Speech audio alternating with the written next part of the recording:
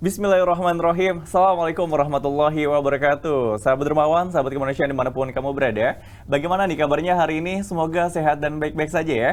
Alhamdulillah berjumpa lagi bersama saya Rifki Zulhilmi dalam program Humanity Talk dari Aksi Cepat Tanggap. Dan Alhamdulillah pada kesempatan kali ini insya Allah kita akan membahas seputar salah satu tim yang menangani tentang kebencanaan, yaitu Disaster Emergency Response Management dari Aksi Cepat Tanggap. Nah, lahir dari tsunami Aceh tahun 2004 silam, Aksi Cepat Tanggap hari ini masih terus berkiprah dan masih terus membantu saudara kita yang terdampak bencana. Salah satunya yang terakhir kemarin terjadi yaitu erupsi Gunung Semeru, dan alhamdulillah sampai hari ini tim Aksi Cepat Tanggap masih konsisten dan masih terus berikhtiar dalam membantu saudara kita yang saat ini sedang berduka akibat erupsi Gunung Semeru. Alhamdulillah hari ini saya tidak sendirian, saya ditemani oleh salah satu tim Disaster Emergency Response Management Aksi Cepat Tanggap, yaitu Mas Ubaidillah. Assalamualaikum warahmatullahi wabarakatuh. Mas Waalaikumsalam warahmatullahi wabarakatuh. Gimana Mas? Sehat Mas? Alhamdulillah. Masya Allah luar biasa ya. Meskipun tahun ini merupakan tahun yang penuh banyak ujian gitu ya. Banyak kebencanaan, namun kita tidak boleh melupakan atau tidak boleh membiarkan saudara kita kesusahan gitu ya Mas ya. Betul Mas. Masya Allah. Nah hari ini nih kita spesial nih Mas di Humanity Talk. Pada kesempatan kali ini kita akan membahas seputar Disaster Emergency Response Management. Nah bagaimana cara memanajemen ketika bencana itu terjadi. Nah mungkin saya ingin bertanya dan ngobrol langsung nih bersama Mas Ubay gitu ya. Nah sebelumnya saya ingin tahu dulu nih Mas, sebetulnya apa sih yang dimaksud dengan Disaster Emergency Response Management ini? Ya, bismillahirrahmanirrahim. Jadi Disaster Emergency Response Management ini adalah sebuah direktorat atau sebuah tim yang ada di Aksi Cepat Tanggap untuk melakukan penanggulangan bencana. Ya. Jadi di dalam direktorat DERM ini, kami menyebutnya DERM, itu ada 3 divisi. Ya. Tugas utama kami adalah menanggulangi bencana dengan konsep total disaster management. Nah, kalau kita bicara siklus bencana, itu kan ada pra bencana, saat bencana, dan pasca bencana. Disitulah peran tim DERM ini melakukan penanggulangan bencana di Aksi Cepat Tanggap. Kurang lebih begitu untuk DERM. Yang dimaksud dengan tim DERM seperti itu. Oke, berarti memang fase-fase bencana itu pada saat terjadi bencana itu memang ada 3 fase gitu ya. Betul. Berarti tadi nah kalau boleh tahu tuh kegiatan pada saat pra bencana itu ngapain aja tuh Mas Ubay? Kalau di pra bencana ini kan kita dari tim DERM sendiri kita membagi 3 manajemen. Ada manajemen pra bencana, itu kita bicara tentang training kesiapsiagaan bencana, mitigasi bencana, seperti itu ya. Lalu juga nanti ada manajemen kedaruratan, yang itu adalah fasenya ketika emergensi atau saat bencana. Nah, yang ketiga adalah manajemen rehabilitasi. Di situ ada recovery dan rekonstruksi. Nah, kalau tadi bicara pra bencana, yang kita lakukan adalah melakukan training ataupun membangun awareness masyarakat terkait dengan penanggulangan bencana. Membuat, misal melakukan pelatihan siaga bencana, membuat safe tips tentang aktivitas aman bencana, misalnya ketika mereka di tempat kerja, di sekolah, atau dimanapun misalnya, itu kita membuat safe tips gitu. Selain safe tips tadi, kita juga kadang suka membuat acara-acara talk show semacam webinar seperti itu untuk mengingatkan kepada publik atau masyarakat terkait dengan potensi besar bencana yang ada di Indonesia. Karena kan Indonesia ini sering disebut sebagai supermarket bencana, Mas Rifki. Oh gitu. Selain disebut supermarket bencana, atau juga bisa dibilang labnya bencana gitu. Karena para peneliti-peneliti dari luar negeri sering hadir ke Indonesia untuk meneliti potensi bencana yang ada di Indonesia. Makanya akhirnya disebut tadi tuh supermarket bencana atau labnya bencana gitu kan. Karena hampir setiap tahun itu kurang lebih jumlah kejadian bencana itu sekitar 3.000-an. Dari mulai 1 Januari sampai 31 Desember. Tahun ini aja sampai tanggal 26 Desember sudah 3.048 kejadian bencana. 3.048 kejadian bencana. Betul. Itu yang tidak terdeteksi, maksudnya tidak termediakan di media-media massa ya. Betul, karena memang skalanya mungkin kecil. ada yang kecil, ada yang menengah dan besar gitu ya. Kalau yang mungkin yang diangkat di media massa mungkin yang menengah dan atas saja, yang kecil-kecil ini nggak diangkat memang gitu. Dan itu jumlahnya cukup luar biasa gitu, fantastis. Iya, kita tahu juga ya bahwa memang Indonesia ini dikelilingi maksudnya dihadiri ada gunung berapi, terus juga ada lautan kita yang juga luas gitu ya, terus juga banyak banyak kejadian-kejadian, maksudnya kita dilintasi Megatrust ya, ya. Waduh, luar biasa dah. Nah, alhamdulillah nih Al Cepat Tanggap masih terus konsisten dalam menangani kebencanaan karena memang kita lahir dari bencana tsunami tahun 2004 silam. Dan insya Allah tim aksi cepat tanggap sendiri juga akan terus berfokus untuk menanggulangi bencana, yaitu dengan melakukan seminar-seminar, terus juga memberikan edukasi-edukasi sehingga saat di Indonesia terjadi bencana, masyarakat sudah aware atau sudah memahami tentang bagaimana cara menyelamatkan diri dan cara mengevakuasi diri itu sendiri. Nah, kalau boleh tahu juga nih, Mas Ubay, mungkin bisa dijelaskan juga ya secara detail sih sebetulnya itu apa sih disaster mobile action? Ya, disaster mobile action ini adalah aktivitas bagian dari emergensi, penanganan emergensi. Jadi disaster mobile action ini dia adalah sebuah tim atau sebuah divisi yang menangani emergensi. Kalau tadi kita bicara fase-fase tadi, disaster mobile action ini adalah bagian fase saat emergensi. Di dalamnya itu ada emergency response. Itu yang penanganan di disaster mobile action itu. Lalu juga ada humanity relief program. Dari situ kita bicara tentang dapur umum, sandang pangan gitu ya untuk saat terjadi emergensi. Lalu juga di situ ada recovery program, disaster recovery program. Nah, itu semua dinaungi oleh DMA itu tuh, disaster mobile action.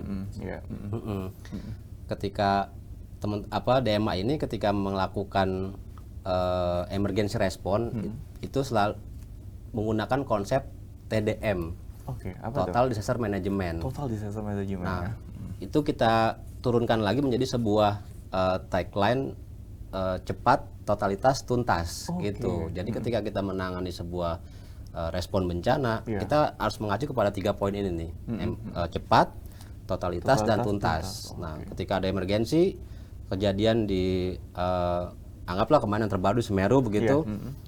Itu kita langsung lakukan dengan cepat gitu. Kita hadir di sana, kita lakukan pendataan, kita kirimkan bantuan gitu kan. Lalu setelah kita melakukan dengan cepat, kita lakukan dengan totalitas.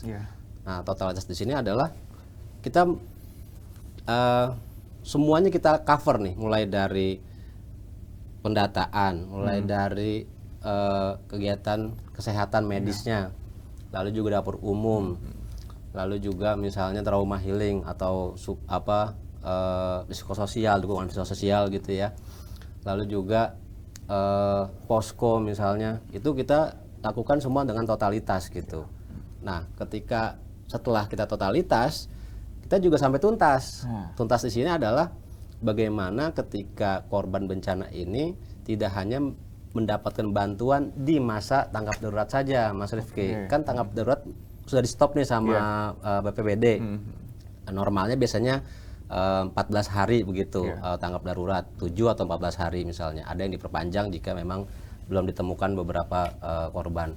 Tapi anggaplah kita 14 hari, setelah 14 hari ini kan pengungsi ngapain nih gitu. Betul. Setelah dia sudah dapat logistik, sudah dia ditangani kesehatannya, lalu bagaimana dengan tempat tinggalnya, bagaimana dengan ekonominya. Betul. Nah, itu yang kita maksud dengan tuntas gitu. Kita tuntaskan mereka semua dengan aksi-aksi kita terkait dengan bagaimana tempat tinggal mereka. Makanya kita lakukan Yang kita lakukan ini rencana di Semeru adalah membuat family shelter gitu sebagai hunian sementara untuk para korban Merapi. Jadi Semeru.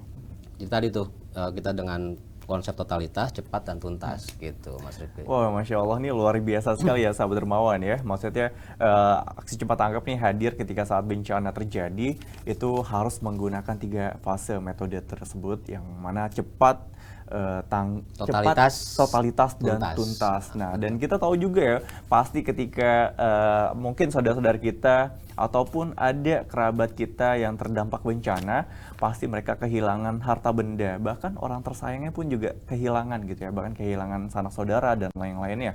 Nah, tapi mereka juga pada saat setelah bencana itu terjadi, pasti ada fase-fase recovery atau pemulihan, yang mana mereka juga harus menjalani kehidupan selanjutnya, yaitu dengan, nah alhamdulillah nih aksi cepat tanggap menghadirkan hunian sementara juga tadi yang sudah disampaikan oleh Mas Ubay. Nah, insya Allah ini juga merupakan ikhtiar kita bersama dalam membersamai saudara-saudara kita yang terdampak bencana, dan alhamdulillah tim aksi cepat tanggap sudah memiliki pengalaman 16 tahun sudah berkecimpung dalam dunia kemanusiaan, dan sudah membantu juga saudara-saudara kita mulai mungkin pada saat erupsi Gunung Merapi tahun 2010 ya Mas Ubay ya? 2009 ya? 2009 ya? Ya 2009, dan saat ini ada erupsi Gunung Semeru. Insya Allah kita juga sudah memiliki pengalaman dan juga sudah belajar, dan bagaimana cara kita menyelesaikan gitu ya Mas Ubay ya. Masya Allah, kita aksi cepat tangkap juga insya Allah sudah maksimal berkontribusi untuk membantu saudara-saudara kita di Semeru gitu ya Mas Ubay. Betul Mas Rifki. Masya Allah. Nah Mas Ubay, tadi disampaikan juga ada Humanity Relief Program. Nah, itu kan kita memberikan memberikan dukungan, bantuan pada saat tanggap bencana itu terjadi gitu ya. Nah, kalau boleh tahu tuh program-program apa saja tuh yang biasa dihadirkan pada saat bencana itu terjadi? Ya, kalau ketika kita sedang emergensi ini kan mereka biasanya penanganan awal kan kita melakukan evakuasi nih Mas Rifki ya, karena di kondisi darurat gitu ya. Kita evakuasi di hari H kejadian seperti itu. Nah, di saat kejadian proses evakuasi tadi, ini kan ada yang menjadi korban, ada yang jadi maksudnya korban secara langsung, dia terdampak, ada yang luka atau yang meninggal gitu. Ada juga yang mengungsi. Yang terdampak bencana ini. Nah, pengungsi-pengungsi ini kan juga mereka meninggalkan semua harta bendanya yang ada di rumah gitu. Mereka hanya membawa pakaian yang ada di tubuhnya, mereka lari menghindari bencana. Nah, tugasnya si relief program ini adalah bagaimana memenuhi kebutuhan pangan mereka di fase emergensi tadi gitu. Anggaplah fase emergensi awal ini 3 hari misalnya. Mulai 3 hari kita belum dapat misalnya masyarakat belum bisa melakukan aktivitas masak misalnya. Lalu juga akses untuk mereka belanja ke pasar misalnya terputus, atau juga misalnya harta benda mereka nggak ada uang untuk belanja gitu. Nah, ini tugas relief nih. Mereka membuat dapur umum. Kalau di kita kan ada food bus misalnya, food truck gitu ya. Nah, itu bisa kita hadirkan tuh. Selama proses itu perjalanan food bus dan food truck ini kita ngebangun dapur umum di sana. Jadi tugas relief ini adalah membangun dapur umum di tempat-tempat pengungsian. Ada juga dapur umum yang kita buat secara induk di posko kita, yang nanti kita distribusikan ke masing-masing pengungsi, atau juga kita buatkan dapur umum di pengungsi atau karena gini Mas Rifki, kita sudah tidak menerapkan lagi atau kita sudah tidak menggunakan konsep masyarakat menjadi objek bencana gitu. Kalau dulu kan dalam penanggulangan bencana si korban ini hanya dijadikan sebagai objek gitu ya. Jadi kita sibuk melakukan evakuasi, kita sibuk membuat dapur umum gitu ya, karena keterbatasan juga tenaga, SDM gitu. Akhirnya kita lelah sendiri.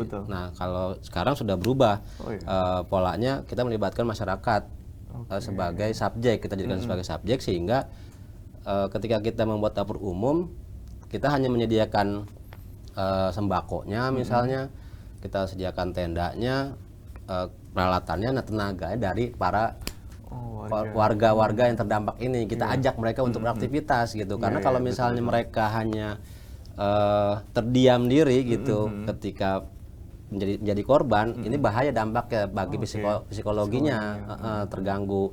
Maka kita libatkan mereka untuk membantu kita dalam membuat dapur umum tadi gitu. Nah, jadi si relief program ini dia membuat titik-titik dapur umum, dia buat gudang logistik misalnya. Karena kita menerima bantuan juga dari masyarakat ya yang antusias membantu. Itu mereka membuat gudang-gudang logistik. Itu tugasnya teman-teman relief program tuh. Waduh, berarti memang ini sangat penting banget ya, karena warga yang menjadi korban ini kan mereka sedang berduka, terluka gitu, nggak bisa ngapa-ngapain, sedangkan kebutuhannya itu harus terpenuhi ya. Betul. Makanya dipenuhilah kebutuhan pangannya, perutnya ya, biar bisa punya tenaga dan bisa psikologisnya juga tetap sehat, terjaga gitu. Dan tadi saya juga menarik juga kalau misalkan warga juga ikut terlibat dalam aksi misalkan untuk masak-masak, menyediakan makanan bagi warga yang terdampak yang lainnya juga. Itu jadi hal yang menarik karena bisa mendekatkan para relawan dan juga warga sehingga terlibat langsung gitu ya dalam saling bantu, saling gotong royongnya juga sangat terlihat.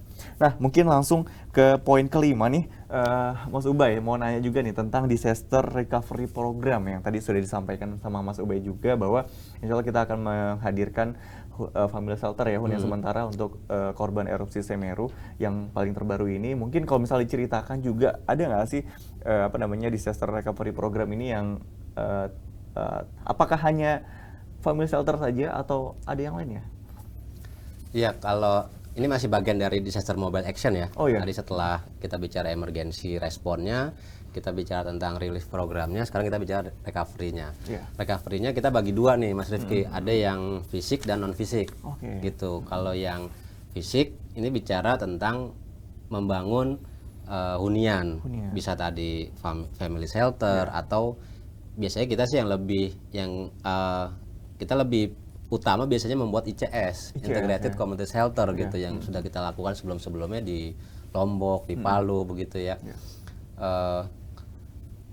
Jadi itu yang fisik tuh, sifatnya fisik. Jadi ada family shelter, ada MCK misalnya, sarana pendidikan begitu. Ada yang non fisik gitu. Non fisik ini adalah terkait dengan membangun ekonominya gitu, pemulihan ekonominya, pemulihan kesehatannya, pemulihan pendidikannya begitu. Jadi recovery kita bagi dua tadi, secara fisik dan non fisik. Nah, di wilayah bencana manapun kita biasanya selalu menggunakan dua ini nih, selalu kita terapkan dua recovery ini, recovery fisik dan non fisik tadi.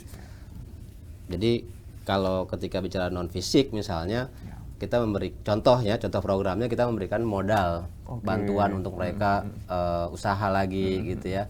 Atau misalnya secara kesehatan, misalnya kita dampingi, ada beberapa masyarakat yang memang karena terdampak bencana itu punya trauma yang cukup berat gitu, sehingga kita dampingi nih mereka sampai mereka benar-benar pulih. Atau pendidikannya anak-anaknya yang tadi dia sudah tidak punya baju sekolahnya, tulisnya, nah itu kita support tuh. Itu non fisik. Nah yang fisiknya tadi kita bangunkan ICS atau family shelter begitu, Mas Rifki. Berarti memang ini kalau misalnya kita melihat bahwa ketika sudah tidak punya apa-apa nih di recovery-nya ini, harus cepat tanggap menghadirkan bantuan fisik maupun non fisik tadi. Itu memang sangat bermanfaat sekali sih bagi para korban, khususnya bagi mereka yang terdampak bencana.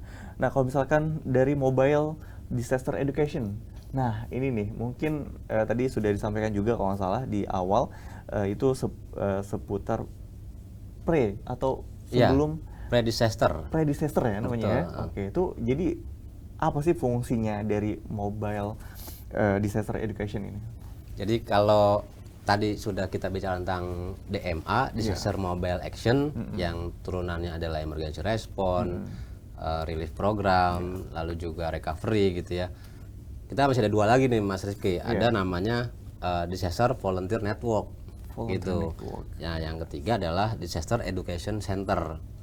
Nah, atau tadi yang Mas Rifki bilang disaster mobile action itu bagian dari aktivitasnya, aktivitasnya. Disaster Education Center ini tadi ini bicara tentang pre-disasternya nih. Pre-disaster. Karena kita menyadari Indonesia ini sebagai supermarket bencana atau labnya bencana gitu, maka setiap kita harus menjadi penyelamat begitu. Karena kalau misalnya kita mengandalkan tim SAR atau tim rescue misalnya, itu kan butuh waktu, Mas. Butuh waktu, betul. Contoh misalnya kemarin di yang bukan di Semeru ya, di Mamuju, gempa Mamuju ya. Itu kan lumayan jauh secara akses ya, Mas ya. Betul. Lalu juga itu terjadi di masa pandemik. Betul. Kalau mengandalkan teman-teman rescue misalnya, apalagi yang dari Jabodetabek atau Pulau Jawa, itu kan kita juga kendala dari persyaratan penerbangan waktu itu. Penerbangan, izin, kita sudah harus PCR, swab, harus vaksin, dan sebagainya. Itu cukup lama tuh menghambat pengiriman tim rescue ke wilayah tersebut. Nah, maka dari itu tugasnya si Disaster Education Center ini bagaimana mereka melatih atau membangun awareness masyarakat agar dia tidak agar dia memiliki kapasitas terkait dengan penanggulangan bencana gitu. Mereka sadar saya tinggal di mana, bencananya apa gitu. Lalu bagaimana saya menyelamatkan diri gitu. Kalau misalnya kita di Jakarta nih, kita punya potensi apa nih sekarang? Potensi banjir. Berarti apa yang saya lakukan? Misalnya kita menyiapkan tas siaga bencana gitu ya, atau kita membangun komunitas di tingkat RT RW atau kelurahan, kita bentuk tim, misalnya tim kelurahan siaga bencana begitu. Nah, itu tugas-tugasnya Disaster Education Center tuh melatih gitu, mengajak masyarakat untuk membentuk tim tadi gitu. Masuk juga kita sebagai orang-orang yang punya aktivitas di perkantoran juga harus aware gitu, bahwa kita misalnya di Jakarta ini kan banyak gedung tinggi gitu ya. Sedangkan kita juga punya potensi kebakaran, punya potensi gempa. Bagaimana kita mampu menyelamatkan diri nih gitu. Bagaimana kita memiliki kapasitas sehingga kita mampu menyelamatkan diri gitu. Karena kalau udah terjadi bencana, Mas Rifki, kita lupa tuh dengan jangankan orang-orang yang kita nggak kenal ya, yang kita kenal aja kadang kita lupa gitu, kita tinggalin karena saking takutnya. Nah, kalau misalnya kita fokus kalau kita nggak punya kapasitas, gimana kita mau nolong orang, mau nolong diri sendiri aja kita nggak bisa. Nah, itu tugasnya Disaster Education Center tuh di pre-disaster tadi, kita bagaimana melatih mereka, mengajak mereka untuk meningkatkan kapasitas terkait dengan siap-siagaan bencana gitu, Mas Rifki. Masya Allah, nih luar biasa nih ilmunya nih yang saya dapat ini, sungguh banyak sekali ya sahabat dermawan. Karena tadi emang dikupas tuntas juga nih, ternyata tugas Disaster Emergency Response Management dari Aksi Cepat Tanggap ini cukup kompleks ya, dan juga melingkupi banyak fase juga, mulai dari fase pre-bencana atau sebelum bencana, terus pada saat bencana, dan juga setelah bencana. Dan ini memang Disaster Emergency Response Aksi Cepat Tanggap ini selalu hadir paling terdepan pada saat bencana itu terjadi. Dan insya Allah tim Aksi Cepat Tanggap juga terus berikhtiar dalam terus membantu saudara kita, khususnya yang terdampak bencana. Dan alhamdulillah nih Mas Ubay, kalau misalkan kita lihat bahwa pada saat erupsi Semeru kemarin, kita juga tim Aksi Cepat Tanggap kemarin saya melihat di beberapa media dan juga di media sosial Aksi Cepat Tanggap itu mulai dari awal bencana itu terjadi, erupsi Semeru, sampai hari ini masih terus mempersamai saudara kita di di Semeru. Nah, kalau boleh tahu nih Mas, sebenarnya output apa sih yang diinginkan dari Disaster Emergency Response Aksi Cepat Tanggap ini? Iya, tadi itu Mas Rifki, karena kita dalam menangani penanggulangan bencana ini, kita selalu berpatokan dengan TDM tadi itu, Total Disaster Management. Lalu yang turunannya tadi cepat, totalitas, dan tuntas. Sehingga kita ingin output kita ini adalah ketika kita menanggulangi bencana itu harus benar-benar tuntas gitu. Makanya kita selalu bisa dibilang kita NGO yang paling terakhir pulang dari lokasi bencana begitu Mas Rifki ya, kalau boleh dibilang kita paling terakhir pulangnya gitu, karena kita memang ingin memastikan masyarakat ini semua sudah bisa tercover begitu. Ya harapannya ya tentunya harapan kita ini juga berkat bantuan dari masyarakat ya yang mempercayakan bantuannya ke kita, ke Aksi Cepat Tanggap, sehingga kita bisa terus membersamai mereka sampai tuntas tadi gitu. Jadi nggak ada ceritanya bagi kami, bagi tim Derem ini untuk pulang lebih awal gitu, nggak ada ceritanya. Jadi pokoknya kita datang lebih awal, pulang paling terakhir begitu. Karena kita pengen tuntas tadi gitu Mas Rif. Jadi Derem ini pokoknya tugasnya dari kejadian bencana sampai ya kalau tadi family shelter atau ICS tadi berdiri, mereka sudah menempatkan di situ, mereka sudah beraktivitas, baru kita pulang. Gitu. Jadi tuntas lah pokoknya insya Allah gitu. Berarti total disaster management ya, TDM ya, maksudnya outputnya adalah tuntas, selesai. Masya Allah, tuntas ini dalam artian masyarakatnya sudah pulih, masyarakatnya sudah mulai aktivitas kembali, baru tim kita yang di sana waktu saatnya pulang gitu ya. Masya Allah. Bahkan kalau perlu nyambung lagi, maksudnya nyambung ke pre-disasternya, karena kan bencana tadi tuh siklusnya tadi. Benar. Sebelum, saat, dan pasca. Gitu, ketika mereka sudah masuk di fase recovery, rekonstruksi kan selesai nih. Berarti kan masuk lagi ke fase berikutnya, pre-disaster lagi gitu. Jadi kadang pasca itu kita memberikan pelatihan juga kepada warga yang sudah menempati shelter ataupun ICS tadi gitu. Khawatir ada bencana susulan gitu atau bencana berikutnya gitu kan. Walaupun secara lokasi kita sudah carikan yang lebih aman. Kalau misalnya ancamannya tsunami, kita pasti cari yang lebih tinggi, lebih jauh dari bibir pantai gitu ya. Tapi kan tetap potensi tetap ada gitu. Maka kita masuk lagi tuh tim Disaster Education Center-nya, kita ngelatih lagi gitu kan, biar mereka secara komunitas nih, mereka paham gitu bahwa mereka pernah mengalami bencana, dan ketika nanti ada potensi lagi, mereka tahu apa yang harus mereka lakukan gitu Mas Rifki. Terus aja begitu tuh. Jadi siklus memang seperti itu.